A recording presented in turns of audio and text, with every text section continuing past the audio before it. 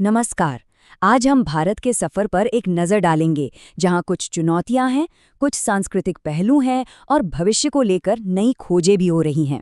चलिए मिलकर समझते हैं कि देश में आजकल क्या कुछ चल रहा है। चलिए शुरुआत करते हैं एक नंबर से। ये नंबर 66। ये हमारी पहली और शायद सबसे बड़ी चुनौतियों में से एक की कहानी कहता है। तो ये जो 66 का आंकड़ा है, इसका मतलब ये है कि दुनिया के 100 सबसे ज्यादा प्रदूषित शहरों में से 66 अकेले भारत में हैं। ये बात हाल ही में आई वर्ल्ड एयर क्वालिटी रिपोर्ट से सामने आई है, जिसमें भारत को दुनिया का छठा सबसे प्रदूषित देश भी बताया गया है। तो हमारा पहला विषय इसी से जुड़ा है, हवा में घुलता जहर, यानी हमारी गंभीर पर्यावरणीय स्थिति और इससे निपटने के लिए क्या किया जा रहा है। अब देखिए, ये जो रिपोर्ट है, इसकी सारी रैंकिंग एक चीज पर आधारित है, PM 2.5। लेकिन सवाल ये है कि ये PM 2.5 आखिर है क्या? तो समझिए, PM 2.5 मतलब पार्टिकुलेट मैटर। ये हवा में मौजूद बहुत ही छोटे, मतलब इतने छोटे कण होते हैं कि हम उन्हें देख भी नहीं सकते। ये सांस के जरिए सीधे हमारे फेफड़ों और यहाँ तक कि खून में भी पहुंच सकते हैं। WHO कहता है कि इसकी सेफ लिमिट सिर्फ 5 माइक्रोग्राम प्रति क्यूबिक मीटर होनी चाहिए। और अगर देशों की लिस्ट देखें तो भारत छठे नंबर पर है। हाँ, पिछले साल हम 5वें पर थे, तो थोड़ा सुधार तो है, लेकिन हम अब भी दुनिया के सबसे प्रदूषित देशों में से एक बने हुए हैं। इस लिस्ट में पहले नंबर पर पाकिस्तान है। रिपोर्ट में कुछ शहरों का खास जिक्र है। दुनिया का सबसे प्रदूषित शहर उत्तर प्रदेश का लोनी और लगातार चौथे साल दुनिया की सबसे प्रदूषित राजधानी नई दिल्ली, ये दोनों भारत में ही है। और अगर सबसे साफ शहर की बात करें तो वो दक्षिण अफ्रीका का न्यूएंडेल है। लेकिन इन चुनौतियों के बीच उम्मीद की किरण भी है। पर्यावरण को बचाने के लिए कुछ बहुत जरूरी कदम उठाए जा रहे हैं, जैसे कि लद्दाख में शुरू हुई ये एक अनोखी परियोजना। ये भारत की पहली cold desert river bank restoration परियोजना है। आसान शब्दों में कहें तो इसका मकसद है सिंधु नदी के किनारे वहां के स्थानीय पेड़ पौधे लगाकर लद्दाख का जंगल क्षेत्र, जो अभी सिर्फ 1% है, उसे बढ़ाकर 5% करना। इससे न सिर्फ मिट्टी का कटाव रुकेगा, बल्कि वहां के नाजुक इकोसिस्टम को भी एक नई जिंदगी मिलेगी। चलिए अब पर्यावरण से आगे बढ़कर समाज की बात करते हैं। यहाँ हम दो अलग अलग चीजों को देखेंगे, एक तरफ कानूनी पहचान और दूसरी तरफ सांस्कृतिक सम्मान। देखिए, हाल ही में सुप्रीम कोर्ट ने एक बड़ा फैसला सुनाया है, जिसमें अनुसूचित जातियों को मिलने वाली संवैधानिक सुरक्षा को लेकर स्थिति साफ की गई है।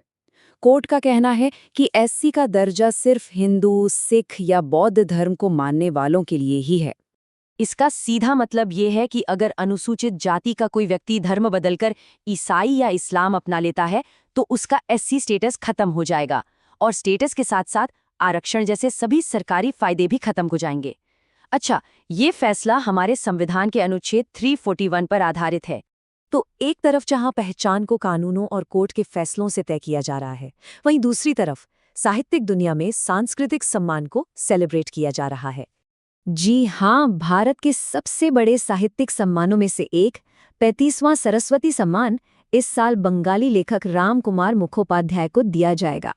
उन्हें ये अवार्ड उनके उपन्यास हारा पार्वती कथा के लिए मिल रहा है।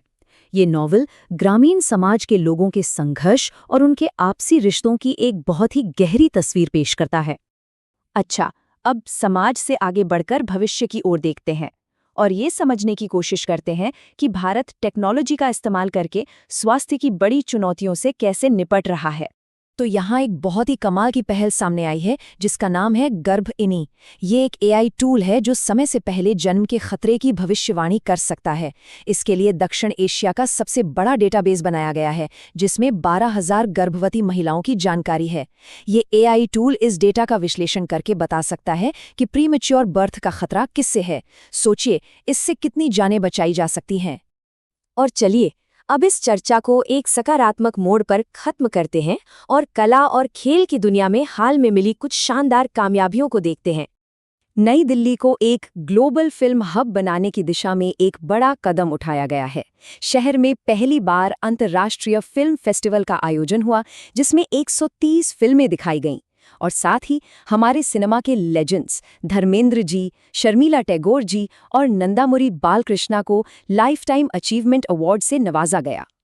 वहीं दूसरी तरफ खेल की दुनिया में भी धूम मची। ओडिशा में हुई नेशनल इंडोर एथलेटिक्स चैंपियनशिप में तो रिकॉर्ड्स की झड़ी लग गई। कई एथलीट्स ने अपने अपने इवेंट्स में नए नेशनल रिकॉर्ड बना दिए। ये दिखाता है कि भारतीय एथलेटिक्स किस तेजी से आगे बढ़ रहा है।